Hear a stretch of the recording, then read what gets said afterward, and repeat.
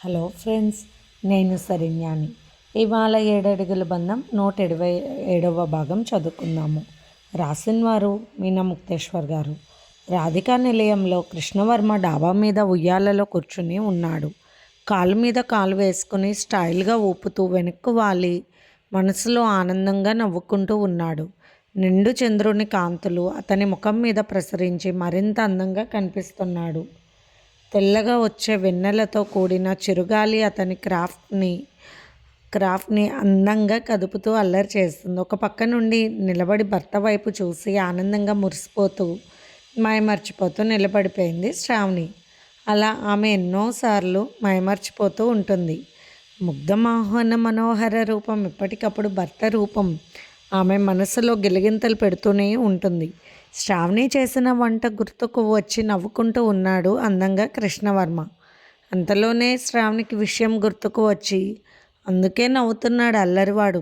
నాకేం తెలుసు, అయ్యగారును తలుచుకుంటూ ప్రేమతో రవ్వ కేసరి చేయాలనుకుని ఇడ్లీ రవ్వేసి తిప్పింది. యాక్, నాకే బాగోలేదు, అయినప్పటికీ అంత అల్లరి చేయాలా అని మనసులో అనుకుంటూ బొంగమూత పెట్టుకొని వచ్చింది శ్రావణి. అది గమనించిన కృష్ణవర్మ ఆకాశం వైపు చూసి నమస్కరిస్తూ ఉన్నాడు. భగవంతుడా, నా ముద్దుల బుజ్జి బంగారానికి వంట వచ్చేలా దీవించు. దయచేసి నన్ను ఆ వంటలకు బలివ్వకు. బలంటే ఒక్కసారే జరుగుతుంది, కానీ శ్రావణితో నూరేళ్ళ ఈ వంటల బలి బంధనంలో ఇరుక్కుని బాధపడలేను స్వామి, నన్ను రక్షించు. శ్రావణికి మోకాల్లోకి జారిన మెదడు సరైన స్థానానికి ఇచ్చి చేసే పనుల్లో నేర్పరితనం వచ్చేలా చెయ్యి తండ్రి. నన్ను నా వంశాన్ని కాపాడవా అని నమస్కరించుకుంటూ నవ్వుకుంటూ ఉన్నాడు కృష్ణవర్మ అందంగా.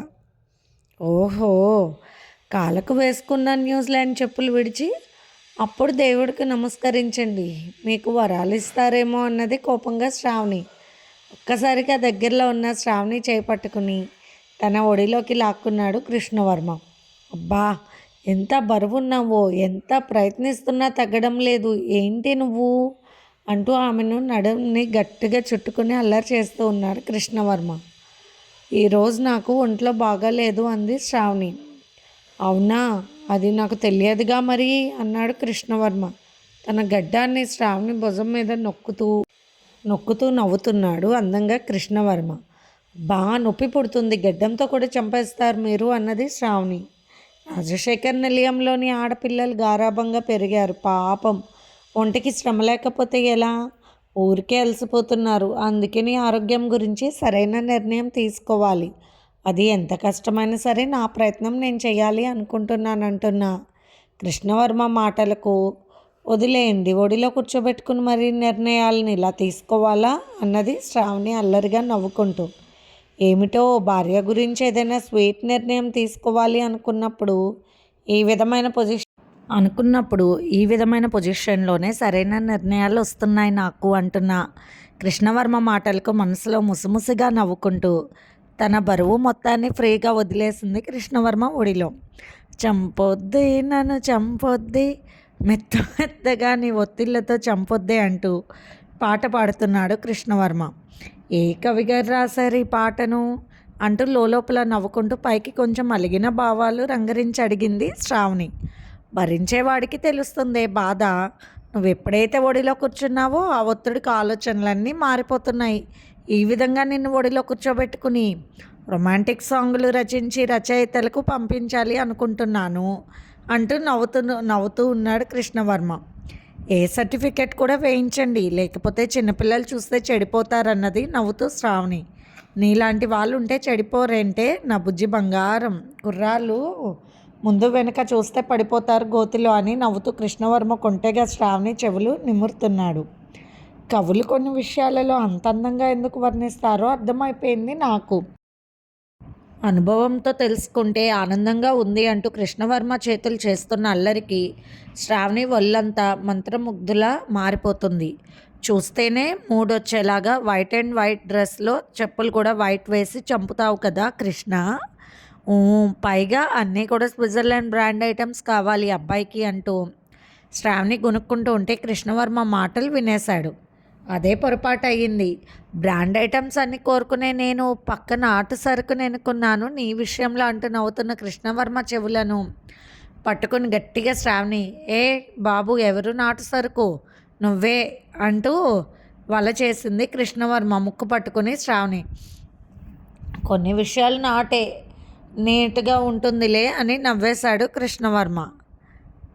కృష్ణవర్మ తన గడ్డంతో శ్రావణి బుగ్గలను గుచ్చుతూ మెడభాగాన్ని తాకుతూ అల్లరి చేస్తూ ఒక పక్క అతని చేతులు చేస్తున్న చిలిపి పనులకు తట్టుకోలేక అలాగే అతని గుండెల్లో ఒరిగిపోయింది శ్రావణి. పైకి లేవలేకపోతున్నాను, మళ్ళీ డాక్టర్ని పిలవాల్సిన పరిస్థితి ఏర్పడుతుంది నిన్ను అంటున్న కృష్ణవర్మ మాటలకు పైకి లేచింది కోపంగా శ్రావణి. అయినా మీ ఆడవాళ్ళను గట్టిగా ఏదైనా అనాలి అని మీ వైపు చూస్తే అనలేని పరిస్థితులు కనబడుతూ అల్లరి చేస్తూ కవ్విస్తూ ఉన్న కోపాన్ని మింగేస్తూ మా ప్రాణాలను మీ పైట చెంగులో దాచేస్తూ ఉంటారు యమ డేంజర్ అంటూ కృష్ణవర్మ శ్రావణి గుండెల్లో తల దాచుకుని ఆమె నడుముని గట్టిగా పట్టుకుని ఉండిపోయాడు. డాక్టర్ని పిలిపించమన్నారుగా, ఉండండి అన్నది శ్రావణి నవ్వుతూ. అక్కర్లేదు, నీ డోలెక్స్ గుండెలపై మెత్తగా ఇలా వాలిపోతుంటే నా చేతులకు సరైన పని ఉంటే చాలు, పూర్తిగా సరైన దారిలోకి వచ్చేస్తుంది నా శరీర ఆరోగ్యం అంటున్న కృష్ణవర్మ మాటలకు పక్క నవ్వింది శ్రావణి చక్కెల గింతలు పుట్టి. పక్కనే ఉన్న పరిమళాలు వెదజల్లుతున్న రాధా మనోహరం పువ్వుల తీగలను చుట్టుకుని అల్లరిగా నవ్వుతున్నాయి ఆ జంట వైపు చూసి. కృష్ణవర్మ డాబా మీద చక్కటి పాన్పు సిద్ధం చేయించుకున్నాడు తన అభిరుచులకు తగ్గట్టుగా. ఎండకి వానకి ఇబ్బంది లేదు, కావాలంటే వెన్నెలను ఆస్వాదించే అవకాశాలతో చాలా బాగా తన అభిరుచులకు అనుగుణంగా అమర్చుకున్నాడు. శ్రావణి వెళ్ళి ఆ పాన్పుపై అందంగా అలా వాలిపోయింది కావాలని కవ్విస్తూ. చందమామ చూడు ఎలా చూస్తున్నాడో అని దొంగ చూపులు మబ్బులు దుప్పటి వేస్తున్నా కూడా వినిపించుకోకుండా ఏజెంట్ ఏం చేస్తున్నారో అని కొంటె చూపులు చూస్తూనే ఉంటాడు. ఎంతైనా మొగాడు కాదు అన్నది శ్రావణి నవ్వుతూ. అవును శ్రావణి, నీకు అంత బాగోలేదు ఆరోగ్యం అన్నావు కదూ, ఒక డాక్టర్గా పని లేదు, ఒక భర్తగా నేనే పరీక్ష చేస్తానన్నాడు కృష్ణవర్మ డాక్టర్ టెక్నాలజీ ఉపయోగించి అన్నీ నవ్వుతూ. అమ్మ బాగోలేదని అనవసరంగా చెప్పాను, బాగోలేదన్న రోజులు అస్సలు వదిలే సమస్య లేదు. చిలిపి అల్లరి ఊరికే కనిపెడతాడు, చందమామ లాంటి అందగాడు దొరకడం మాటలు కాదు. ఎప్పటికప్పుడు కృష్ణవర్మని చూసుకుంటే ఎంతో అందంగా అనిపిస్తుంది. అందంగా ఉండగానే సరికాదు, అది సరైన పద్ధతిలో ప్రదర్శించే తీరులో ఎప్పటికప్పుడు మెలకువలు శ్రద్ధ ప్రదర్శిస్తాడు. అంతే మంచివాడు. అమ్మాయిలు అందంగా అలంకరించుకుని గదిలోకి వస్తారని ఇన్నాళ్ళు కవులు రాసిన పుస్తకాలలో చూసాము, కానీ ఈ అబ్బాయి అంతకన్నా మనోహరంగా మనసుని చూపులతోనే దోచుకునేలాగా సిద్ధమవుతాడు. యుద్ధానికి సంసిద్ధమవుతున్న రాజకుమారుడిలాగా కళ్ళు ఎగరేస్తూ కళ్ళతోనే కథలు చెప్పేస్తాడు. చీకటి మీసుకట్టు ఎంతో అందంగా చేతులతో సవరించుకుంటూ నిన్ను వదిలేది లేదు అని అల్లరిగా నవ్వుతూ ఆటలు పట్టిస్తాడు. కానీ అతని ప్రతి కదలికలోనూ మొరటత్వం ఏమాత్రం ఉండదు. సున్నితత్వంతో ప్రపంచాన్ని మర్చిపోయేలా ఆనందింపచేస్తాడు. నా ప్రతి ఆనందాన్ని గమనిస్తాడు, ఆనందాన్ని ఎప్పటికప్పుడు అందిస్తాడు, అందులో కొత్తదనాన్ని చూపిస్తాడు. నా హృదయాన్ని ఏలే మహారాజు మనోఇష్టాలను కూడా గ్రహించుకుని నేను అతన్ని ఆనందపరుస్తూ ఉండాలి. అమ్మో వస్తున్నాడు అనుకుని నవ్వుకొని కళ్ళు మూసుకుంది శ్రావణి. అయ్యో అందమైన జాబిల్లి, నువ్వు ఏవేవో చూడాలని ఎదురు చూస్తున్నావు తారలతో కూడా చేరి, కానీ ఇక్కడ పరిస్థితి అలా లేదు. శ్రావణికి బాగోలేదంటూ ఎక్కడా బాగోలేదు నా బుజ్జి అని శ్రావణి నుదుటిని ముద్దాడుతూ ఇక్కడ బాగానే ఉందా అన్నాడు కృష్ణవర్మ.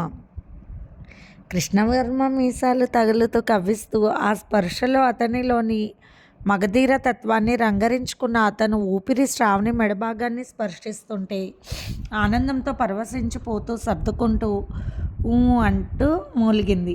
శ్రావణి ముచ్చటైన బాపు బొమ్మల అబ్బా చూస్తున్నావుగా ఉండు అంటూ ఆమె కళ్ళను తన పెదవులతో స్పర్శిస్తూ ఇక్కడ ఏమీ లేదు ఇబ్బంది అని శ్రావణి శరీరం అంతా ముద్దులతో ముంచెత్తాడు కృష్ణవర్మ.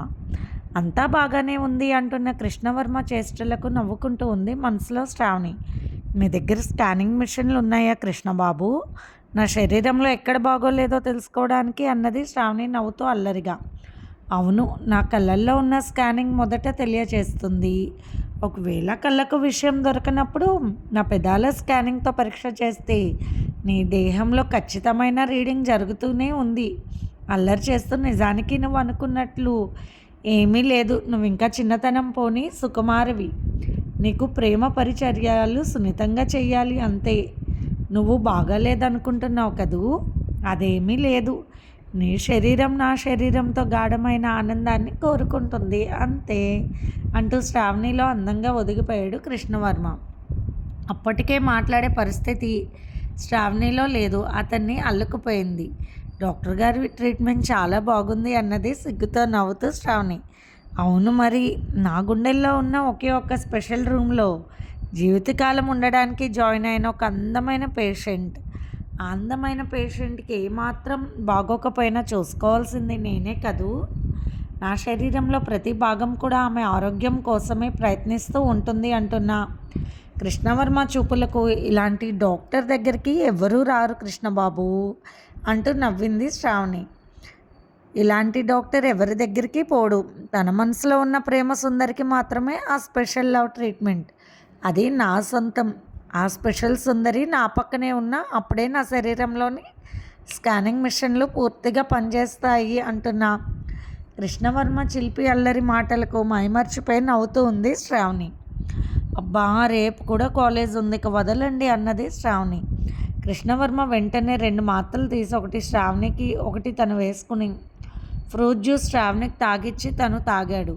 ఎందుకు ఈ మాత్రలు అంటూ నవ్వుతూ ఉంది శ్రావణి. ఇది స్వయంగా నేనే పరిశోధించి మరీ తయారు చేసినవి, నో సైడ్ ఎఫెక్ట్స్ అంటున్న కృష్ణవర్మ మాటలకు ఇప్పుడు నీ ఉత్సాహాలు ఏమి తగ్గాయి కృష్ణబాబు అంటూ నవ్వింది శ్రావణి. ఉత్సాహాలు మితిమీరిన ఒళ్ళు నొప్పులు లేకుండా ఉండాలి డియర్ అంటూ నవ్వేశాడు కృష్ణవర్మ. చాలే పడుకోండి, రేపు అక్క శ్రీమంతం వేడుకలు చాలా బాగా జరుగుతాయి, కానీ రేపు స్పెషల్ క్లాస్ కూడా ఉంది అన్నది శ్రావణి బాధగా ముఖం పెట్టుకుని. అక్కడ జాయిన్ అవ్వకపోయినా నీ మొగుడున్నాడు కదూ, వాడు మగాడే కాదు డాక్టర్ కూడా అంటూ నవ్వేశాడు కృష్ణవర్మ కొంటెగా కన్ను కొడుతూ.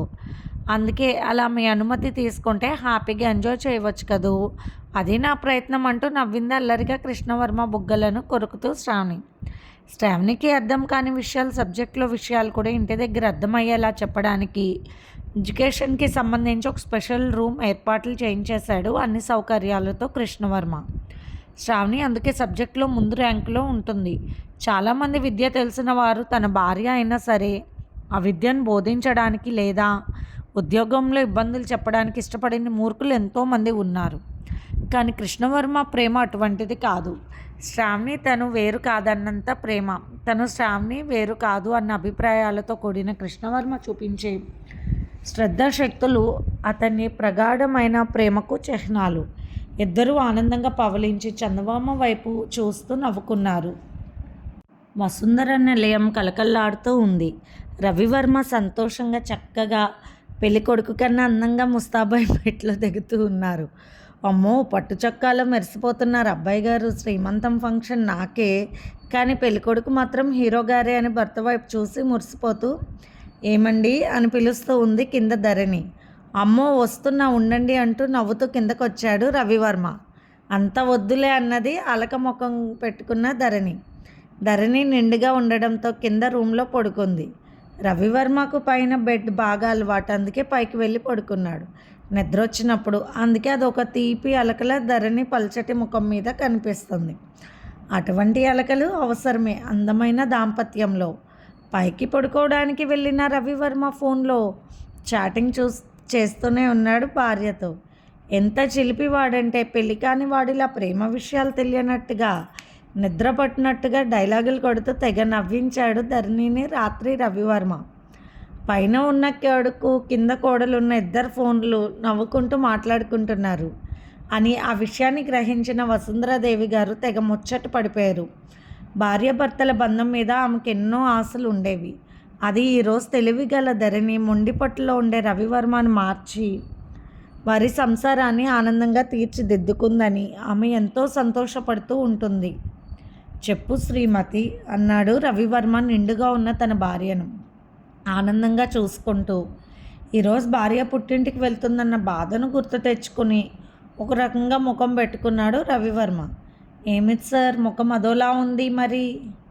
మరి చాలా గ్లామర్గా తయారయ్యారు, ముఖం అలా పెట్టుకుంటే బాగోలేదు సార్ అన్నది ధరణి నవ్వుతూ. ఈరోజు నువ్వు మీ అమ్మ వాళ్ళ ఇంటికి వెళ్ళిపోతావుగా, నాకు కథలు ఎవరు చెప్తారు అన్నాడు రవివర్మ ముఖం ఒకలా పెట్టుకుని. అబ్బో పసివాడు పాపం, కథలు విన్నందే నిద్రపోడు. అవును, ఎన్నో కిలోమీటర్ల దూరం కదా పాపం, అసలు అత్తగారింటికి రావడం తెలియదు అబ్బాయి గారికి అంటూ నవ్వింది భర్త బుగ్గలను ముద్దుగా చిదుముతూ. రవివర్మ కళ్ళలోకి అల్లరిగా చూస్తూ ధరణి. నవ్వేశాడు రవివర్మ. చెప్పండి మేడం, మీ సంగతి ఏమిటి అన్నాడు రవివర్మ. అబ్బా ఒకటే కదులుతున్నాడు జూనియర్ రవివర్మ. ఎంతైనా అబ్బాయి కదూ, అల్లరి ఎక్కువ చేస్తున్నాడు, చెవి మెలిపెట్టవలసిందే వాళ్ళ నాన్నకంటూ రవివర్మ చెవి పట్టుకుని నవ్వుతూ ఉంది ధరణి. అవును, అమ్మ చెవులు కూడా పట్టుకో అంటున్నాడు నన్ను అంటూ ధరణి రెండు చెవులు మృదువుగా తడుముతో పట్టుకున్నాడు రవివర్మ. అమ్మో చేతుల్లో అయస్కాంతం ఉంది బాబోయ్ వదలండి అన్నది ధరణి. ఏమిటో ఈరోజు హడావుడు మరీ చేస్తున్నాడు జూనియర్, నాకు భయంగా ఉంది అన్నది ధరణి తన పట్ట మీద తడుముకుంటూ, రవివర్మ గుండెల్లో తలదాచుకుంటూ. ఇప్పుడు అబ్బాయిలకి అంత హుషారు ఎక్కడుంది, నాకు తెలిసి పాపాయి, అందుకే అంత హడావుడు అన్నాడు నవ్వుతూ రవివర్మ. ఇంట్లో మరి ఫంక్షన్ జరుగుతుంది, వాళ్ళమ్మకు సీమంతం జరుగుతుంది, తన కడుపులో ఉన్నందుకే వేడుక అని తెలుసుకుంది పాపాయి. కానీ తనకు మాత్రం కనపడడం లేదు అని అల్లరి మొదలుపెట్టి ఉంటుంది. ఎంతైనా నా కూతురు కదూ అని నవ్వుతూ ఉన్నాడు రవివర్మ. ప్రతిరోజు మిమ్మల్ని చూస్తూ ఉన్నాను, నాకు పుట్టేవాళ్ళు మీలాంటి బంగారు రంగులో పుట్టాలి, అబ్బాయి అయితే ఏ రంగు అయినా పర్వాలేదన్నది ధరణి. ఎలా పుడితే ఏమి, ఆరోగ్యంగా ఉంటే చాలదా పుట్టిన బిడ్డ, ఎవరైతే ఏమి అన్నాడు రవివర్మ. మీకు తెలియదండి, రంగు తక్కువగా ఉంటే మన ఇంట్లో సమస్య లేదు, కానీ బయట ప్రపంచంలో అందరితో మాటలు పడడం నా బిడ్డకు అవసరమా అని భయంగా అనిపిస్తుంది.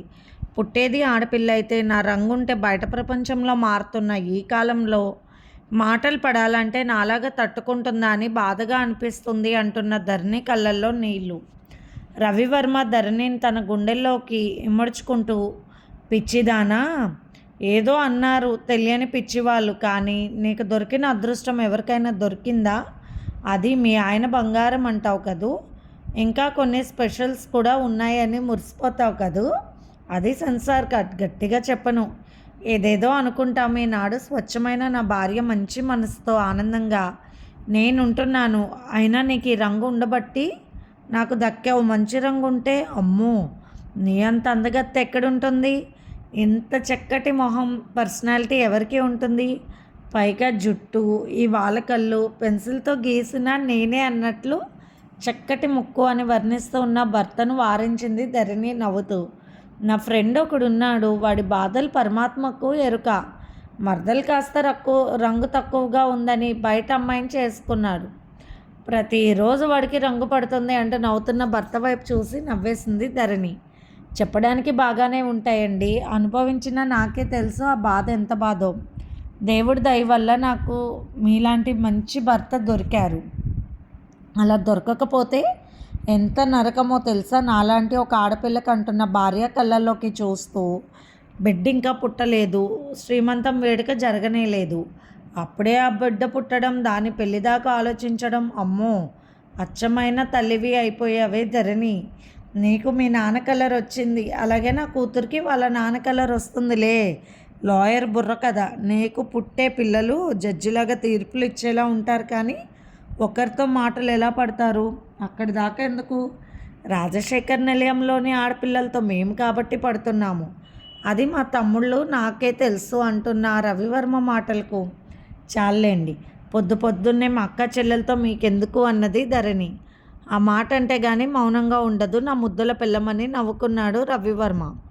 చూడు ధరణి, అందమైన ఆరోగ్యమైన బిడ్డ పుడుతుంది మనకు, నువ్వే ఎంతో సంతోషంగా పొంగిపోతావు చూడు, అప్పుడు బిడ్డను చూసి మురుసుకుంటూ ఈ రవివర్మని పట్టించుకోవు, నా బిడ్డ రాక కోసం నేను కూడా బాగా ఎదురు చూస్తున్నాను అంటున్న రవివర్మ కళ్ళల్లోకి చూసి నవ్వేసింది ధరణి. ఎందుకు అన్నది చాలా ముచ్చటగా చక్కటి కళ్ళతో. చిలిపి అర్థాలను చిందిస్తూ ఎందుకు అనే మాట ధరణి నోటి వెంట వినాలంటే భలే ఇష్టం రవివర్మకు. ఎందుకు ఏమిటి, ఆ బిడ్డను మీ అమ్మకో లేక మా అమ్మకో అప్పగించి నా భార్యను జాగ్రత్తగా చూసుకోవాలి, చాలా రోజులు తనను నేను సరిగ్గా పట్టించుకోలేదు అంటున్న రవివర్మ మాటలకు బాగానే పట్టించుకుంటున్నారుగా, ఇంతకన్నా ఎవరు పట్టించుకుంటారండి అన్నది ధరణి రవివర్మ వైపు చూసి నవ్వుతూ. బాగానే పట్టించుకుంటున్నాను, మనసు లోతుల్లోకి వెళ్ళి ఏమిటో విషయం తెలుసుకోలేకపోతున్నానంటూ ధరణి చెవి దగ్గర చిన్నగా కొరుకుతూ ముచ్చటగా మాట్లాడుతున్న భర్త మాటలకు మురిసిపోయి సిగ్గుపడి, నాకు తెలుసు అబ్బాయి గారి చిలిపి చేష్టలు అన్నది ధరణి. ఒరే రవి, ఇంట్లో ఎంత ఫంక్షన్ పెట్టుకుని అరగంట నుండి చూస్తున్నాను, బయటకు వచ్చి పట్టించుకుంటావని భార్యతో కబుర్లు సరిపోయాయి అంటూ నవ్వుతూ వసుంధరాదేవి గారు పిలిచారు. నాకు కాస్త కంగారుగా చాలా హడావుడిగా ఉందిరా, ఇక్కడ జరగాల్సిన విషయాలు చూడాలి కదా రవి అన్నారు వసుంధరాదేవి గారు నవ్వుతూ. అత్తగారి నవ్వు చూసి ధరణి సిగ్గుపడింది.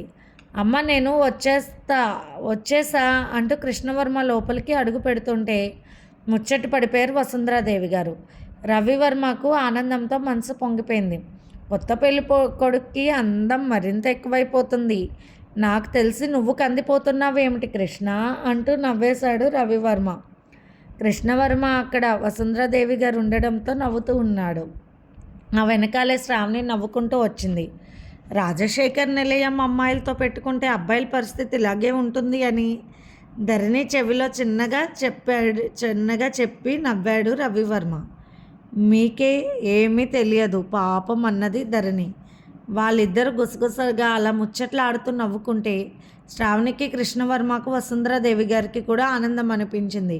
చూడయ్యా కృష్ణ, ఇంట్లో జరిగే పనులు ఏమీ పట్టించుకోలేదు మీ అన్నయ్య, ఎన్నోసార్లు చెప్పాను అంటున్న వసుంధరాదేవి గారి మాటకు, అమ్మ అన్నయ్య నాకు లిస్ట్ పంపించారు, అన్నీ కూడా బయట వెహికల్లో వస్తున్నాయి, కంగారు పడకండి, వంట వాళ్ళు వచ్చేసారు, ప్రతి ఒక్కటి అన్నీ సరిచేశానని నవ్వుతూ ఉన్నాడు కృష్ణవర్మ. వీడెంత ముదురో చూడు, కొత్త పెళ్లి కొడుకుకి పనులు అప్పగిస్తారా అన్నారు వసుంధరాదేవి గారు కృష్ణవర్మ వైపు చూసి ముచ్చట పడిపోతూ. ఎవరమ్మా, నా అన్నయ్య కదూ అన్నాడు కృష్ణవర్మ నవ్వుతూ. రవివర్మ సంతోషంగా చూశాడు కృష్ణవర్మ వైపు. నాకెందుకు అనిపిస్తూ ఉంటుంది, మీరిద్దరు పోయిన జన్మలో నిజంగా ఒక తల్లి కడుపున పుట్టిన వాళ్ళే అని. ఎవరి కడుపునో ఎందుకు అమ్మా, నీ కడుపునే పుట్టే ఉంటామని నవ్వేశాడు కృష్ణవర్మ. వసుంధరాదేవి గారి మనసు ఉప్పొంగిపోయింది. వారి మాటలకు అందరూ నవ్వేశారు. అక్క చెల్లెళ్ళు ముచ్చట్లు ఆగలేదు. రవివర్మ ఒక పక్క, కృష్ణవర్మ ఒక పక్క వసుంధరాదేవి గారి దగ్గర నిలబడ్డారు ఆనందంగా. రవివర్మ చెవు పట్టుకుని కృష్ణవర్మ భుజం తడుతూ, రవివర్మ ఎప్పుడూ అంతే కృష్ణ, వాడు నాతో అయినా అన్ని పనులు చేస్తాడు బడవ, నా కోడలు ధరణి కాబట్టి పడుతుంది వీడి తెలివికి, అంతే మనలాంటి వాళ్ళకు తప్పదు అంటూ కృష్ణవర్మ భుజం తడుతూ నవ్వేశారు వసుంధరాదేవి గారు.